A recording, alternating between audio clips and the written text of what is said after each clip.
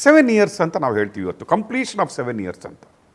Almost next ಮಾರ್ಚ್ಗೆ ನಾನು 50 ಇಯರ್ಸನ್ನು completion ಮಾಡ್ತೀನಿ. ಅದರಲ್ಲಿ ಈ 7 ಇಯರ್ಸ್ ಇದೆ ಅಲ್ವಾ, ನನ್ನ ಲೈಫಿನ ಮತ್ತು ಈ ಪವರ್ ಟಿ ವಿಯ ಕುಟುಂಬದ ಇದೆ ಅಲ್ವಾ, I think at most satisfied years ಅಂತ ಹೇಳ್ತೀವಲ್ವ ಅದು. ಈ ಪತ್ರಿಕೋದ್ಯಮವನ್ನು ನಾನು ಪತ್ರಿಕೋದ್ಯಮಿ ಅಲ್ಲದ, ಇದು ಉದ್ಯಮಿ ಅಂತ ಹೇಳ್ತಿದ್ದೀನಿ ನೋಡಿ. ಯಾಕೆ ಹೇಳ್ತಿದ್ದೇನೆ, ಪತ್ರಿಕೋದ್ಯಮ ಅಂತ ಹೇಳ್ತಾರೆ. ಪತ್ರಿಕೆಯನ್ನು ಒಂದು ಉದ್ಯಮವಾಗಿ ಪರಿಗಣಿಸ್ತಾ ಇದ್ರು ಒಂದು. ಸೆಕೆಂಡ್, ಈ ಟಿ ವಿ ಚಾನಲ್ಗಳನ್ನು ನಾವು ಮಾಡಬೇಕಾದ್ರೆ ಇದನ್ನು ಉದ್ಯಮವಾಗಿ ನಾನು ಶುರು ಮಾಡಿಲ್ಲ. ಇದನ್ನು ಉದ್ಯಮವಾಗಿ ಶುರು ಮಾಡಿದರೆ ಏನೋ, ನೀವೇ ಹೇಳ್ದಂಗೆ ಅತಿರಥ ಮಹಾರಥರು ಇಂತಹ ಒಂದು ಚಾನಲ್ಗಳನ್ನು ಸ್ಟಾರ್ಟ್ ಮಾಡಿ ಎಷ್ಟು ವರ್ಷಕ್ಕೆ ಕ್ಲೋಸ್ ಮಾಡಿದ್ದಾರೆ ಅನ್ನೋದು ನಮಗೆ ಗೊತ್ತಿದೆ. ಇದು 7 ವರ್ಷಕ್ಕೆ ಏನಾದರೂ ನಡೀತಾ ಬಂದಿದೆ, ಇನ್ನು ನಡೀತೆ ಅನ್ನುವ ಏನಾದರೂ ಒಂದು ಹುಮ್ಮಸ್ಸು ನಮಗಿದ್ರೆ, ಈ ಜರ್ನಲಿಸಮ್ ಮತ್ತು ಈ ಚಾನಲ್ ಇದೆ ಅಲ್ವಾ, ಅದನ್ನು ನಾವು ದೇಶ ಸೇವೆ ಅಂತ ಪರಿಗಣಿಸಿದ್ವಿ, ನಮ್ಮ ಜನರ ಸೇವೆ ಅಂತ ಪರಿಗಣಿಸಿದ್ವಿ. ಇದು ಸಮಾಜಕ್ಕೆ ಬೇಕಾದಂತಹ ಸಂವಿಧಾನದಲ್ಲಿ ಇರದಿದ್ದರೂ ಕೂಡ 4ನೇ ಅಂಗವಾಗಿ ಪ್ರಜಾಪ್ರಭುತ್ವದಂತ ನಾವು ಹೇಳ್ತಾ ಇದ್ದೀವಿ. It is most wanted. ನಾವೀಗ ನೋಡ್ತೀವಿ ದಿನದ ನೀವು ಏನು ವ್ಯವಹಾರಗಳನ್ನು, ನ್ಯೂಸ್ಗಳನ್ನು ನೋಡಿದಾಗ ದೇಶ ಎತ್ತ ಸಾಗ್ತಾ ಇದೆ ಅಂತ ನಮಗೆ ಗೊತ್ತಿದೆ. ಯಾವಾಗ ಪತ್ರಿಕೋದ್ಯಮ ತನ್ನ ನೀತಿ, ಎಥಿಕ್ಸನ್ನು, ರೆಸ್ಪಾನ್ಸಿಬಿಲಿಟಿಯನ್ನು ಬಿಟ್ಟರೆ ಅಂತಹ ದೇಶಗಳು ಏನಾಗ್ತವೆ ಅನ್ನೋದನ್ನು ನಾವು ನಮ್ಮ ಅಕ್ಕಪಕ್ಕದ ದೇಶಗಳನ್ನು ನೋಡ್ತಾ ಇದ್ದೀವಿ. ಎಲ್ಲೋ ಭಾರತ ಕೂಡ ಅಂತಹ ಸ್ಥಿತಿಗೆ ಹೋಗ್ತಾ ಇದೆ ಅನ್ನುವಾಗಲೇ ಜನಿಸಿದ್ದು ನಮ್ಮ power TV. We are happy. 7 ವರ್ಷದ, ನೀವು ಹೇಳಿದ್ರಿ ಸ್ಟ್ರಗಲ್ ಅಂತ ಹೇಳ್ತೀರಿ. ಯಾವುದೇ ಒಂದು ಉತ್ತಮ ಕೆಲಸಗಳನ್ನು ಮಾಡಬೇಕಾದ್ರೆ ಅಥವಾ ಉತ್ತಮವಾದ ಒಂದು ಸಾಮಾಜಿಕ ಕೆಲಸಗಳನ್ನು ಮಾಡಬೇಕಾದ್ರೆ, ಯಾವುದೇ ಒಂದು ಒಳ್ಳೆ ಕೆಲಸ ಮಾಡಬೇಕಾದ್ರೆ there is A hurdle, there is A struggle. ಆ ಮುಳ್ಳಿನ ಹಾದಿಯಲ್ಲಿ ನೀವು ಹೋದ್ರೇ ನೀವು ಆ ಒಂದು ಸೇವೆಯನ್ನು ಮಾಡಲಿಕ್ಕಾಗೋದು, ಅಲ್ಲಿಗೆ ತಲುಪಲಿಕ್ಕಾಗೋದು. ಈವನ್ ತಿರುಪತಿ ಬೆಟ್ಟಕ್ಕೆ ಹತ್ತಬೇಕಾದ್ರೂ ದೇವರು ಹೇಳ್ತಾನೆ, ಬೆಟ್ಟ ಹತ್ಕೊಂಡು ಬಂದರೆ ಒಳ್ಳೆಯದು ಅಂತ ಹೇಳ್ತಾರೆ. ನೀನು ಮರ್ಸಿಡೀಸ್ ಬೆಂಜಲ್ಲಿ ಬರಬೇಡ, ಬೆಟ್ಟ ಹತ್ಕೊಂಡು ಬಾ, ನಾನು ನಿನಗೆ ಆಶೀರ್ವದಿಸ್ತೀನಿ ಅಂತ ಹೇಳ್ತಾರೆ. ಆದರೆ ಈಗಿನ ಫೆಸಿಲಿಟಿಯಲ್ಲಿ ನಾವು ಏನು ಮಾಡ್ತೀವಿ, ಮರ್ಸಿಡೀಸ್ ಬೆಂಜ್ ಇಟ್ಕೊಂಡು ಮೇಲೆ ಹೋಗ್ತೀವಿ, VIP ಕ್ಯೂಗಳಲ್ಲಿ ಹೋಗ್ತೀವಿ. ನಾವು ಆಲ್ ವಾಟ್ ಪೀಪಲ್ ವಾಂಟ್. ಈ ಸ್ಟ್ರಗಲ್ಗಳು ಬೇಡ, ಅತಿ ವೇಗವಾಗಿ ನಮಗೆ ಯಶಸ್ಸುಗಳು ಬೇಕು, ಅತಿ ವೇಗವಾಗಿ ನಮಗೆ ದುಡ್ಡು ಮಾಡಬೇಕು, ಅತಿ ವೇಗವಾಗಿ ನಾವು ಬೆಳಿಬೇಕು ಅನ್ನೋ ಒಂದು ಸಿಸ್ಟಮ್. ಪವರ್ ಫ್ಯಾಮಿಲಿ ಇದೆಯಲ್ಲ, ನಾವು ಇದನ್ನು ಪತ್ರಿಕೋದ್ಯಮ ಅಂತ ಮಾಡಿಲ್ಲ. ಹಲವರು ನನಗೆ ಹೇಳಿದ್ದಿದೆ, you are not a journalist. ನಿಮ್ಮ ನೀವು ಜರ್ನಲಿಸ್ಟೇ ಅಲ್ಲ, why you want entered into journalism ಅಂತ ನೀವು ಹೇಳಿದರೆ, ರಾಜ್ಯದ ರಾಜಕಾರಣದಲ್ಲಿ ಯಾರು ಮೋದಿ ಇವತ್ತು ರಾಜಕೀಯ ಶಾಸ್ತ್ರವನ್ನು ಕಲಿತು ಬಂದಿಲ್ಲ. ದೇಶದ ಪ್ರಧಾನಮಂತ್ರಿಯವರು, ನಾವು ನೋಡ್ತೀವಿ ಅವರ ಫೋಟೋಗಳನ್ನು ನೋಡಿದಾಗ, ಚಾಯ್ ಮರಿದ್ದಾರೆ, ಅದರ ಮೇಲೆ ಕಸ ಗುಡಿಸಿದ್ದಾರೆ. ನೀವು ನೋಡಿದರೆ ಅವರು ಮಾಡದ ಕೆಲಸ ಏನಿಲ್ಲ. But experience makes person perfect ಅಂತ ಹೇಳ್ತಾರೆ. ಆ ಎಕ್ಸ್ಪೀರಿಯನ್ಸ್ಗಳಿದೆ ಅಲ್ವಾ, ಸಮಾಜದಲ್ಲಿ ಆದ ಎಕ್ಸ್ಪೀರಿಯನ್ಸ್ಗಳಿದೆ ಅಲ್ವಾ, ಅದು ನಮ್ಮನ್ನು ಅಲ್ಲಿಗೆ ಕರ್ಕೊಂಡು ಹೋಗುತ್ತೆ ಅಂತ. That is what power TV ಇವತ್ತು ಮಾಡಿದ್ದು. ನಾನು ಈ ಟಿ ವಿ ಚಾನಲ್ಗಳು, ಅದರಿಂದ ಆದ ಅನ್ಯಾಯದಿಂದ ಸಿಡಿದೆದ್ದ ನಾನು, ಅದರಿಂದ ಆದ ಎಕ್ಸ್ಪೀರಿಯನ್ಸಲ್ಲಿ ಸಿಡಿದೆದ್ದ ನಾನು ಒಂದು ಟಿ ವಿ ಚಾನಲಲ್ಲಿ ಕೂತ್ಕೊಂಡು ಹೇಳ್ತೀನಿ, ಒಂದು ದಿನ ನಾನು ಈ ಟಿ ವಿ ಚಾನಲನ್ನು ಕಟ್ತೀನಿ, ಆ್ಯಂಡ್ ಆ ಟಿ ವಿ ಚಾನಲ್ಗಳು ಯಾವ ಒಳ್ಳೆಯ ಕೆಲಸಗಳನ್ನು, ಈ ಹಲ್ಕ ಕೆಲಸಗಳನ್ನು ಬಿಟ್ಟು ಒಳ್ಳೆಯ ಕೆಲಸಗಳನ್ನು ಮಾಡ್ಬೋದು ಅನ್ನೋದನ್ನು ತೋರಿಸ್ತೀನಿ ಅಂತ. That is a challenge I took. ಆ ದಿನ ನನಗನ್ಸಿತ್ತು, ಮಾಧ್ಯಮವು ತಪ್ಪು ದಾರಿಗೆ ಇಳಿದ್ರೆ ಯಾರ ಲೈಫನ್ನು ಬೇಕಾದರೆ ಹೇಗೆ ಬೇಕಾದರೆ ಹಾಳು ಮಾಡ್ಬೋದು ಅನ್ನೋದು. ನಮಗೊಂದು ಕ್ವಶನ್ ಮಾರ್ಕ್ ಸಾಕು. ಒಂದು ಕ್ವಶನ್ ಮಾರ್ಕಿಂದ ಒಬ್ಬನ ಜೀವನವನ್ನು ಹಾಳು ಮಾಡುವಂತಹ ಕೆಟ್ಟ ಪರಿಸ್ಥಿತಿ ಇವತ್ತು ಮಾಧ್ಯಮ ಲೋಕದಲ್ಲಿದೆ. ಅದು ಹೀಗಂತೆ, ಹಾಗಿರಬಹುದಾ, ಕ್ವಶನ್ ಮಾರ್ಕ್, ಈ ರೀತಿಯ ಒಂದು ಪ್ರಸಂಗ ನಡೀತಾ ಇದೆ ಅಂತೆ. And getting into others personal life, ಯಾರ ಇನ್ನೊಬ್ಬನ ಪರ್ಸನಲ್ ಲೈಫ್ ಇವತ್ತು ಮಾಧ್ಯಮ ಲೋಕದಲ್ಲಿ ಅದು ವಿಜೃಂಭಿಸಿ, ಅದು TRPಗೆ ಬೇಕಾಗತ್ತೆ. ಅವನ ಮನೆಯಲ್ಲಿ 100 ತೂತಿರುತ್ತೆ, ಅವನದೇ ದೋಸೆಯಲ್ಲಿ 100 ತೂತಿದ್ರು ಕೂಡ ಅವನು ಡಿಸ್ಕಷನ್ ಟೇಬಲ್ ಅಲ್ಲಿ ಕೂತ್ಕೊಂಡು, ಆಂಕರಿಂಗ್ ಪೋಸ್ಟ್ ಅಲ್ಲಿ ಕೂತ್ಕೊಂಡ್ಬಿಟ್ಟು ಮತ್ತೊಬ್ಬರ ಜೀವನದ ಬಗ್ಗೆ, ಮತ್ತೊಬ್ಬನ ಎಥಿಕ್ಸ್ಗಳ ಬಗ್ಗೆ, ಮತ್ತೊಬ್ಬನ ಕರಪ್ಷನ್ಗಳ ಬಗ್ಗೆ ಇದು ಮೋಸ್ಟ್ ಕರಪ್ಟ್ ಜರ್ನಲಿಸ್ಟ್ಗಳು ಕೂತ್ಕೊಂಡ್ಬಿಟ್ಟು ಕರಪ್ಷನ್ ಬಗ್ಗೆ ಮಾತಾಡೋದನ್ನು ನಾನು ನೋಡಿದ್ದೀನಿ. ನಾನು ಹೆಸರಿಸಬಲ್ಲೆ. ನಾನು ಇವತ್ತು ಎಲ್ಲಿಯವರೆಗೆ ಈ ಜರ್ನಲಿಸಮಲ್ಲಿ ಡೀಪಾಗಿ ಇಳಿದಿದ್ದೀನಿ ಅಂದರೆ 7 ವರ್ಷ ನಾನು ಜರ್ನಲಿಸಮನ್ನು ಬಿಟ್ಟು ಬೇರೆ ಲೈಫನ್ನೇ ನೋಡಿಲ್ಲ. I am not seen my personal life, I am not seen any other professional life, I am not seen anything. ಈ ಪವರ್ ಫ್ಯಾಮಿಲಿಗೆ ನಾನು ಮೊದಲು ಯಾಕೆ ಥ್ಯಾಂಕ್ಸ್ ಹೇಳ್ತೀನಿ ಅಂತ ಹೇಳಿದ್ರೆ, ನಾನು ಮೊದಲು ಹುಟ್ಟಿದ ಮಗು, ಇವರೆಲ್ಲ 25 ವರ್ಷದಿಂದ ಹಿಡಿದು ಎಲ್ಲರೂ ಎಕ್ಸ್ಪೀರಿಯನ್ಸ್ಡ್ ಇದ್ದರು. ನನ್ನನ್ನು ಅವರೆಲ್ಲ ಬೆಳೆಸಿದ ರೀತಿ ಇದೆಯಲ್ಲ ಇವತ್ತು.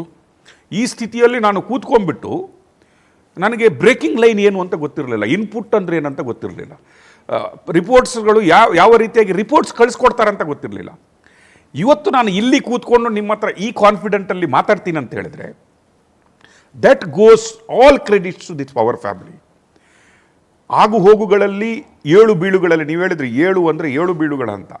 ನಾವು ಕಂಡಂತಹ 7 ಬೀಳುಗಳು, ಚಾಲೆಂಜಸ್ಗಳು, ನಾನು ಕರ್ನಾಟಕದ ಮಾತಾಡ್ತಾ ಇಲ್ಲ, ಇಡೀ ದೇಶದ ಚಾನೆಲ್ಗಳಲ್ಲಿ I don't think so anybody face this and anybody ಅದನ್ನು ಚಾಲೆಂಜನ್ನು ಸ್ವೀಕರಿಸಿ ಯುದ್ಧವನ್ನು ಗೆದ್ದು ಬಂದಂತಹ ಯಾವುದೇ ಚಾನೆಲ್ಗಳಿರಲ್ಲ. We are proud. ಏನಕ್ಕೆ ನಾವು ಪ್ರೌಡ್ ಫೀಲ್ ಮಾಡ್ತಿದ್ವಿ ಅಂದರೆ, ಇವತ್ತು ನಾವು ಮಾಡಿದ ಸುದ್ದಿಗಳನ್ನು ನಾವು ಅತಿರಥ ದಿಗ್ಗಜರು ಫೀಲ್ಡ್ಗಳಲ್ಲಿ ನಮಗೆ 50 ವರ್ಷ ಎಕ್ಸ್ಪೀರಿಯನ್ಸ್ ಇದೆ, ನಾವು 25 ವರ್ಷ ಎಕ್ಸ್ಪೀರಿಯನ್ಸ್ ಇದೆ ಅಂತ ಹೇಳುವವರು ನಾವೇ ಮಾಡಿದ್ದು ಅಂತ ಹೇಳಿಕೊಂಡು ತಿರುಗುವಷ್ಟವರೆಗೆ ನಾವು ಮಾಧ್ಯಮವನ್ನು ಚೇಂಜ್ ಮಾಡಿದ್ದೀವಿ. That is what I feel proud. ಯಾವ ಚಾನೆಲ್ಗಳು ಒಂದು ದಿನ ನನ್ನ ಸ್ಟೋರಿ ಮಾಡಿದ್ರು, ಅವರು ಇವತ್ತು ನನ್ನ ಸ್ಟೋರಿಗಳನ್ನು ಫಾಲೋ ಅಪ್ ಮಾಡುವ ಲೆವೆಲ್ಗೆ ಇಳ್ತಿದ್ದಾರೆ. That is what Power TV ಕಟ್ಟಿದ ನಂತರ ನೀವೇನು ಸಾಧಿಸಿದ್ದೀರಿ ಅಂದರೆ, ದಟ್ ಐ ವಾಟ್ ಅಚೀವ್ಡ್. ಯಾರು ನನ್ನ ಸ್ಟೋರಿ ಮಾಡಿ ತಿರುಗ್ತಾ ಇದ್ರು ಅವರು ನನಗೆ ನಿಂತ್ಕೊಂಡು ಸಲಿಟ್ ಹೊಡುವ ಸ್ಥಿತಿಗೆ ಇವತ್ತು ಬಂದಿದ್ದಾರೆ. ನೀವು ಸತ್ಯದರ್ಭದಲ್ಲಿದ್ದರೆ, ನಿನ್ನೆ ನಾನೊಂದು ಬಿಗ್ ಬಾಸ್ ನೋಡ್ತಾ ಇದ್ದೆ ರಾತ್ರಿ. ಒಂದು ಚಿಕ್ಕ ಹುಡುಗಿ, ಮಂಗಳೂರಿನ ಹುಡುಗಿ, ಚಿಕ್ಕ ರಕ್ಷಿತಾ ಅಂತ ಹುಡುಗಿ, ಅವಳನ್ನು ಎಲ್ಲರೂ ಟಾರ್ಗೆಟ್ ಮಾಡ್ತಾರೆ, ಇಡೀ ಮನೇಲಿ ಅವಳನ್ನು ಟಾರ್ಗೆಟ್ ಮಾಡ್ತಾರೆ. ಅವಳೊಂದು ಮಾತು ಹೇಳ್ತಾಳೆ, ನಿನ್ನೊಟ್ಟಿಗೆ ನೀನು ನಿಂತ್ಕೊಳ್ಳೋದಿದ್ರೆ ನಿನ್ನೊಟ್ಟಿಗೆ ಇನ್ನು ಯಾರು ಬೇರೆ ಅವ್ರು ನಿಂತ್ಕೊಳ್ತಾರೆ ಅಂತ. ಇಷ್ಟು ಚಿಕ್ಕ ಪುಟ್ಟ ಹುಡುಗಿ ಆಗಿರ್ಬೋದು, ಆ ಒಂದು ಮೆಸೇಜ್ ಇದೆ ಅಲ್ವಾ, that messages are so impact ನಮ್ಮಂಥವರಿಗೆ. ನಿಮ್ಮೊಟ್ಟಿಗೆ ನೀನೇ ನಿಂತ್ಕೊಂಡಿಲ್ಲ ಅಂದರೆ how you expect others will come and stand with you? ಬೇರೆಯವರು ಬಂದು ನಿನ್ನನ್ನು ಸೆಕ್ಯೂರ್ ಮಾಡ್ತಾರೆ ಅಂತ ಹೇಳಿದಾಗ, that is what Power TV is done. Power TV ಒಟ್ಟಿಗೆ ಯಾರು ನಿಂತ್ಕೊಂಡ್ರು ಅಂತ ಹೇಳಿದ್ರೆ, ಪವರ್ ಟಿವಿ ಒಟ್ಟಿಗೆ ಫಸ್ಟ್ ಪವರ್ ಟಿವಿಯ ಫ್ಯಾಮಿಲಿ ನಿಂತ್ಕೊಂಡ್ಬಿಡ್ತು. ಎಲ್ಲ ಇಡೀ ಇಲ್ಲಿ ಇರುವ ಪ್ರತಿ ಸದಸ್ಯರು ಕೂಡ ಇದು ರಾಕೇಶ್ ಶೆಟ್ಟಿಯ ಟಿ ವಿ ಚಾನಲ್ ಅಂತ ಬೆಳೆಸಿಲ್ಲ, ಅಥವಾ ರಾಕೇಶ್ ಶೆಟ್ಟಿಯ ಚಾನಲ್ಲು ನಮಗೇನು ಅಂತ ಇಲ್ಲಿ ಕೂತ್ಕೊಂಡಿಲ್ಲ. ಅಲ್ಲಿ ಒಬ್ಬ ಡ್ರೈವರಿಂದ ಹಿಡಿದು ಮೇಂಟೆನೆನ್ಸ್ ಮಾಡುವವರಿಂದ ಹಿಡಿದು ನನಗೆ ಕಾಫಿ ಟೀ ಕೊಡುವವರಿಂದ ಹಿಡಿದು ಎಡಿಟರ್ಸ್ವರೆಗೆ ಎಲ್ಲರೂ ನಿಂತ್ಕೊಂಡಿದ್ದು, ಅರೆ ಇದು ನಮ್ಮದು ಅಂತ. ಅವರು ಪವರ್ ಟಿ ವಿ ನಮ್ಮದು, ರಾಕೇಶ್ ಶೆಟ್ಟಿ ನಮ್ಮದು, ನಮ್ಮವರು ಅಂತ ಭಾವನೆ ಇರೋದ್ರಿಂದ ಇದು ನಿಂತ್ಕೊಳ್ತು. ಆ ಒಂದು ಮೆಸೇಜಸ್ಸನ್ನು ನೋಡಿಬಿಟ್ಟು ಇಡೀ ಕರ್ನಾಟಕ ನಮ್ಮೊಟ್ಟಿಗೆ ನಿಂತ್ಕೊಂಡ್ಬಿಡ್ತು. ಇಡೀ ಕರ್ನಾಟಕ ಯಾಕೆ ನಿಂತ್ಕೊಳ್ತು ನಮ್ಮ ಹತ್ರ ಅಂತ ಹೇಳಿದ್ರೆ, ಈಗ ಹಲವು ಚಾನಲ್ಗಳನ್ನು ನೋಡಿದ್ದೀವಿ, ಹಲವು ಚಾನಲ್ಗಳು ಬಂದಾಗಿನೂ ಹೋದವು. ಏನೇನು ಆಟಗಳು ಆಡಿದವರು ಇಲ್ಲಿ ಫೀಲ್ಡಲ್ಲಿ ಎಲ್ಲಿದ್ದಾರೆ ಅಂತ ನಮಗೆ ಗೊತ್ತಿದೆ. ಬಟ್ ನಮ್ಮನ್ನು ಯಾಕೆ ಬೆಳೆಸಿದ್ರಂದರೆ, ಆ ಜರ್ನಲಿಸಮಲ್ಲಿ ಇರುವಂತಹ ನಿಷ್ಠೆಯನ್ನು ಜನರು ಗುರುತಿಸಿದ್ರು. ದೇ ಆರ್ ಐಡೆಂಟಿಫೈಡ್ ದ್ಯಾಟ್ ಇವರು ಏನಕ್ಕೆ ಬಂದಿದ್ದಾರೆ, ಏನು ಮಾತಾಡಲಿಕ್ಕೆ ಟ್ರೈ ಮಾಡ್ತಾ ಇದ್ದಾರೆ. ತಪ್ಪು ನಮ್ಮಿಂದ ಆಗಿಲ್ಲ ಅಂತಲ್ಲ, ತಪ್ಪಾಗುತ್ತೆ. It is always in life, even in personal life, even in official life, it happens. ತಪ್ಪನ್ನು ಒಪ್ಪಿಕೊಳ್ಳುವುದು ಒಂದು, ತಪ್ಪನ್ನು ಸರಿಪಡಿಸಿಕೊಳ್ಳುವುದು ಒಂದು, ತಪ್ಪನ್ನು ಸಾಧಿಸುವುದು ಇನ್ನೊಂದು. ನಾವು ಯಾವತ್ತೂ ತಪ್ಪನ್ನು ಸಾಧಿಸಿಲ್ಲ. ಇವತ್ತು ನನಗೆ ಕೆಲವು ವಿಷಯದಲ್ಲಿ ರಿಗ್ರೆಟ್ ಇದೆ, I have a some regrets. ಕೆಲವು ನಾವು ಅಯೋಗ್ಯರೊಟ್ಟಿಗೆ ನಿಂತ್ಕೊಂಡಿದ್ದು ಇದೆ, ಅಯೋಗ್ಯರೊಟ್ಟಿಗೆ ನಿಂತ್ಕೊಂಡಿದ್ದು ನಮಗೆ ಗೊತ್ತಾಗಿದ್ದು ಲೇಟರ್ ಆಗಿ. ಹೌದು, ನಾವೊಬ್ಬ ಅಯೋಗ್ಯನನ್ನು ಬಿಲೀವ್ ಮಾಡಿಬಿಟ್ವಲ್ಲ, ಟ್ರಸ್ಟ್ ಮಾಡಿಬಿಟ್ವಲ್ಲ, ಇಷ್ಟು ಮೂರ್ಖರಾಗ್ಬಿಟ್ವಾ ಅಂತ ಅನಿಸಿದ್ದು ಇದೆ. ಹಲವು ಸ್ಟೋರಿಗಳಲ್ಲಿ ನನಗೆ ಅನಿಸೋದು ಇದೆ. ಯಾವುದೋ ಬಂದು ಒಬ್ಬ ಕಣ್ಣೀರು ಹಾಕ್ಬಿಟ್ರೆ, ಅಯ್ಯೋ ನಾನೇ ಸರಿ ಅಂತ ಹೇಳ್ಬಿಟ್ರೆ, ಅವನೊಟ್ಟಿಗೆ ನಿಂತ್ಕೊಂಡ್ಬಿಟ್ಟು ಅಯ್ಯೋ ನಾನು ನಮ್ಮ ಸರ್ವಸ್ವವನ್ನು ನಿನಗಾಗಿ ಇಡ್ತೀವಿ ಅಂತ ಹೋರಾಡೋದಿದೆ ಅಲ್ವಾ, ಅದು ಅಯೋಗ್ಯತನೂ ನಮಗೆ ಅರ್ಥ ಆಗಿದೆ. Can you believe? ನಿಮಗೆ ಹೇಳ್ತೀನಿ, ಒಬ್ಬರ ಹತ್ರ ನಾವು ನಿಂತ್ಕೊಂಡಾಗ ಒಂದು ಕೋರ್ಟ್ಗೆ ನನಗೆ ಡಿಫಾಮೇಷನ್ ಕೇಸ್ ಹೋಗುತ್ತೆ, ನಾನು ಹೋಗಿ ನಿಂತ್ಕೋತೀನಿ ಡಿಫಾಮೇಷನ್ ಕೇಸಲ್ಲಿ. ಅಲ್ಲಿ ಜಡ್ಜ್ ಹೇಳ್ತಾರೆ ನನಗೆ, ಮ್ಯಾಜಿಸ್ಟ್ರೇಟ್ ಹೇಳ್ತಾರೆ, ಜಡ್ಜಲ್ಲಿ ಕೂತ್ಕೊಂಡ ಜಡ್ಜ್ ಹೇಳ್ತಾರೆ, ಶೆಟ್ರೆ ನಿಮಗೆ ಹೈಯೆಸ್ಟ್ ಟ್ಯಾಲೆಂಟ್ ಇದೆ, ನೀವು ದೇಶಕ್ಕಾಗಿ ನಿಮ್ಮಂತಹ ಮೀಡಿಯಾಗಳು ಬೇಕು, ನಿಮ್ಮಂಥವ್ರು ಬೇಕು. ಆದರೆ ಈ ಕೇಸಲ್ಲಿ ನಾನು ನಿಮ್ಗೆ ಹೇಳ್ತಾ ಇದ್ದೀನಿ, ನೀವೊಬ್ಬ ಅಯೋಗ್ಯನೊಟ್ಟಿಗೆ ನಿಂತ್ಕೊಂಡಿದ್ದೀರಿ ಅಂತ. ಸ್ವಲ್ಪ ಬುದ್ಧಿ ಉಪಯೋಗಿಸಿ. ಈ ಕಣ್ಣೀರಿಗೆ ಕರಗಿಬಿಟ್ಟು ಇಲ್ಲಿ ಬಂದು ನಿಂತ್ಕೊಂಬೇಡಿ. ಆ್ಯಂಡ್ ಲಾಸ್ಟ್ಗೆ ನಿಮ್ಮನ್ನು ಒಬ್ಬರನ್ನೇ ಬಿಟ್ಟು ಹೊರಗಡೆ ಹೋಗ್ತಾರೆ, ನೀವು ಒಬ್ಬರೇ ಹೋರಾಡಬೇಕಾಗತ್ತೆ ಅಂತ ಹೇಳಿದರು. ನಾನು ನಕ್ಬಿಟ್ಟೆ. ನಾನು ಅಲ್ಲೇ ಹೇಳಿದೆ, ಜಡ್ಜ್ಗೆ ಹೇಳಿದೆ ನಾನು, ಸರ್ ನಾನು ಥಿಂಕ್ ಮಾಡಿದ್ದೀನಿ ಸರ್ ಅಂತ. Later I understood. ಅದು ಆದ ಕೆಲವು ತಿಂಗಳಲ್ಲಿ ಗೊತ್ತಾಯಿತು ನಾನು ಯಾರೊಟ್ಟಿಗೆ ನಿಂತ್ಕೊಂಡಿದ್ದೀನೋ ಅವನೇ biggest fraud of the universe ಅಂತ. This is what it happens.